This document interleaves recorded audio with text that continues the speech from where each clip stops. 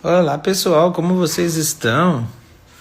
Como vocês sabem, chegamos aqui de viagem. Tem um monte de coisa bacana para falar para vocês, um monte de coisa legal, um monte de percepções que eu tive, que eu pretendo dividir com vocês.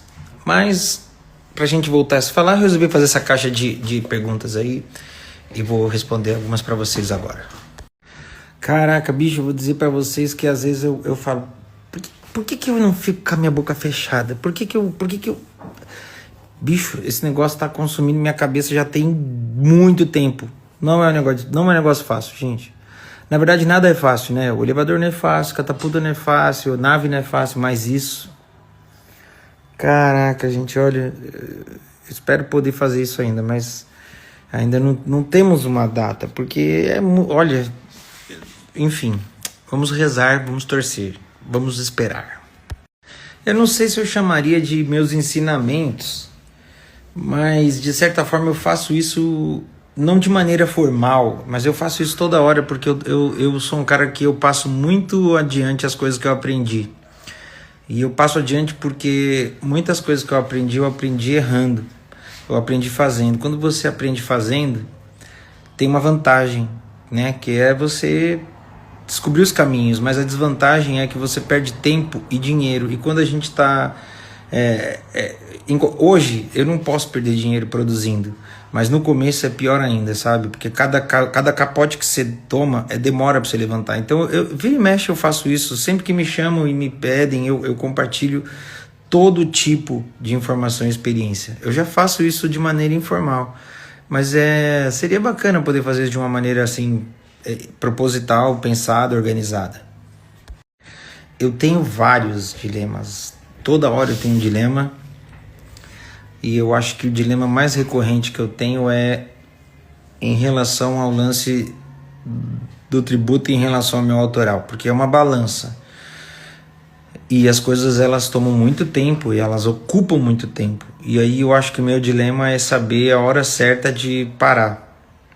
E é uma coisa que é difícil saber, porque ao mesmo tempo que você ama isso, eu amo fazer isso. É uma coisa que eu sei que eu vou ter que parar, e eu quero parar de uma maneira bacana. Eu quero parar enquanto eu posso fazer um bom show e enquanto eu ainda tenho possibilidade de me dedicar a uma outra coisa e tal. Então é um dilema que eu já estou vivendo, já...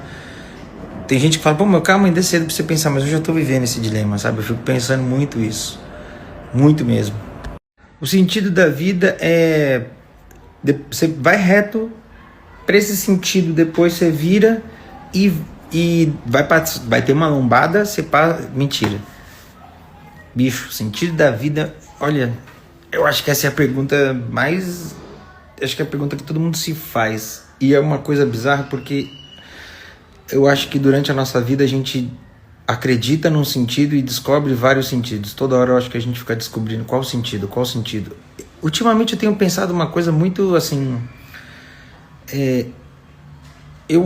Às vezes eu acho que o sentido da minha vida é dividir com a galera as experiências que eu tenho, sabe? Eu nem sei se o que eu faço é uma coisa tão importante no sentido de... Ai, nossa, que grande artista. Oh, que coisa incrível você faz. Eu nem acho. Eu acho que talvez o meu grande feito seja dividir com a galera, sabe, assim, trocar mesmo. Porque várias vezes a gente passa por coisas e depois, toda hora vem alguém me mandar mensagem falando que viu um comentário meu, uma resposta minha, ou um podcast. E eu acho que é uma coisa bacana, porque artisticamente o que eu faço é uma coisa que não é novidade. Michael fez... Da forma mais original possível, e o que eu faço é uma tentativa, né? Todo cover, na verdade, é uma tentativa. Então, eu fico pensando o que eu poderia fazer assim, e aí eu fico pensando que esse é um sentido para mim também, porque o meu sentido principal, assim, é entreter, é fazer a pessoa ir lá e se deixar levar naquele momento, e de alguma forma falar, porra, isso é uma obra que o Michael Jackson fez, ele deixou essa obra. Esse cara tá fazendo isso daí porque o Michael existiu. Pô, que artista bacana que é esse Rodrigo. Dependendo da época, porque tem horas que eu aprendi, eu me reeduquei a alimentação muito tarde. Mas dependendo da época, a gente faz dieta, eu fico de dieta. Então tem uma coisa que a Priscila faz que eu amo, que é cuscuz marroquino. Que dentre das comidas assim que a gente poderia comer numa dieta, é uma comida que ela acaba sendo menos calórica, menos carboidrato, e eu gosto muito. Porque quando é um dia de dieta severa mesmo, na verdade, acho que a gente nem faz mais tanto severo assim, porque é insuportável, gente. E é isso, eu janto isso mesmo, assim.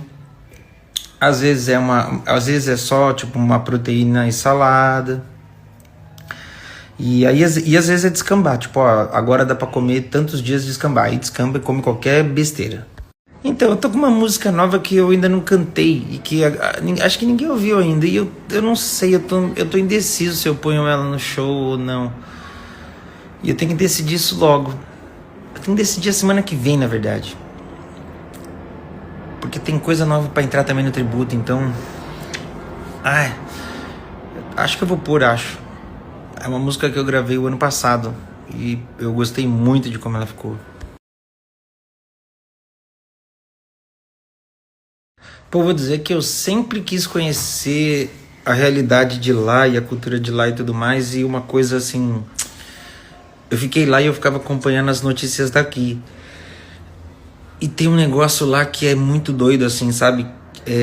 O senso coletivo deles é um negócio que, pô, é muito surreal, sabe? Eu já disse várias vezes aqui que a gente é inundado de propaganda enganosa. Sei lá, teve dos lugares do mundo que eu fui a trabalho, eu fui a passeio, e eu pensei depois, cara, não é tudo isso. De verdade, não é, em nenhum aspecto. Mas lá tem uma questão da coletividade que é muito bonito, sabe? Assim, é tudo muito limpo. E é complicado quando a gente fala aqui, sabe? Você chega aqui e fala, gente, lá é tudo muito limpo. Meu Deus, porque eu mesmo não alcançava isso. Sabe? Quando alguém falava, lá é limpo, eu ficava, tá, mas como assim lá é limpo, sabe? E aí, da outra vez que eu fui, eu não fiquei não fiquei prestando tanta atenção nisso. Porque tem muitos lugares que são limpos, sabe? Tipo, Dubai é muito limpo, Kuwait é muito limpo. Enfim, tem muito lugar que é limpo, sabe? Mas qual é o lance do Japão? O Japão é uma mega metrópole, não é uma cidade quase cenográfica como esses outros lugares. É uma metrópole gigante, que você vê literalmente milhões de pessoas passeando na rua, como é o centro aqui de São Paulo de repente. Só que a diferença é que, pô, você tá ali naquela rua que é a mais movimentada, e você olha no chão, você não vê lata de bebida, você não vê garrafa de água mineral. Cara, você vê tipo uma bituca de cigarro e depois de 3 quarteirões um guardanapo. É um negócio assim maluco. E esse lance da cultura coletiva é tão grande que você tá lá, você não é de lá. E você ouve gente falando tudo que é língua. E você vê que uma vez dentro de um lugar desse, mesmo a pessoa que talvez não seja tão cuidadosa quanto eles, se adapta, porque é isso, é o meio que a pessoa se encontra. Então, é muito doido porque a gente vive aqui um momento de polarização ideológica, política e tudo mais, e isso sempre vai existir, sempre existiu, mas o principal não se fala, sabe? Que é o lance da consciência coletiva, de verdade. A gente não tem aqui no Brasil, e eu acho que de certa forma nunca tivemos, nunca foi uma coisa realmente estudada, pensada, passada adiante.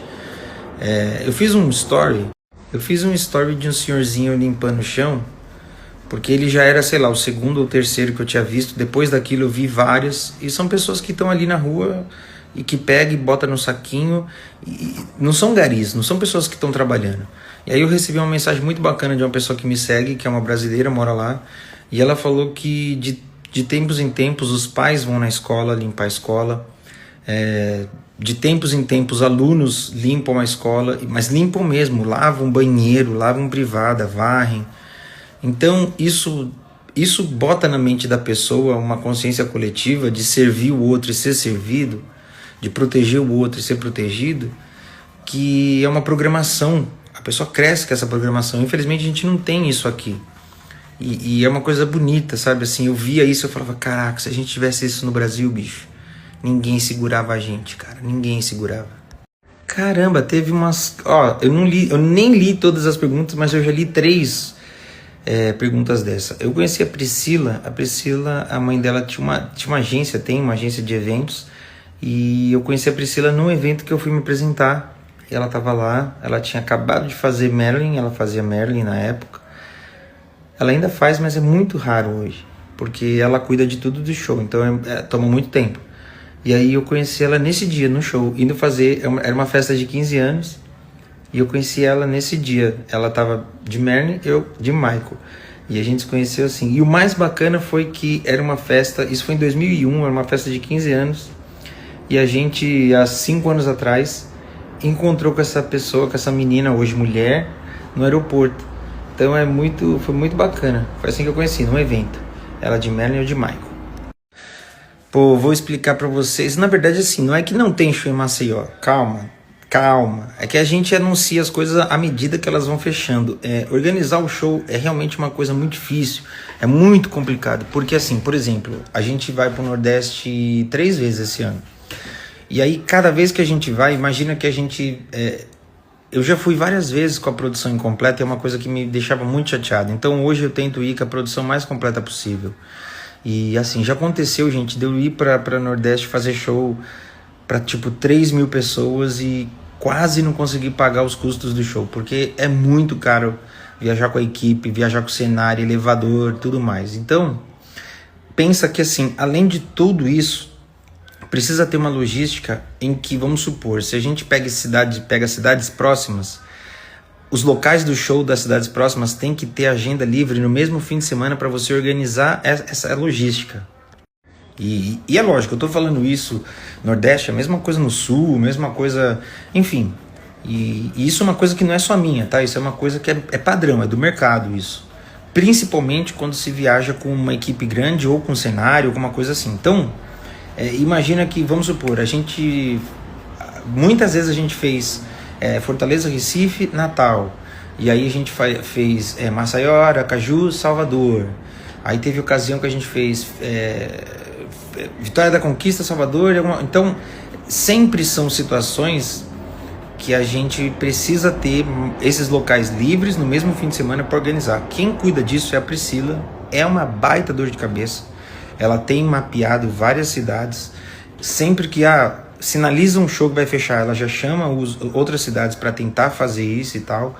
E não é fácil. Então, calma, vai ter, calma.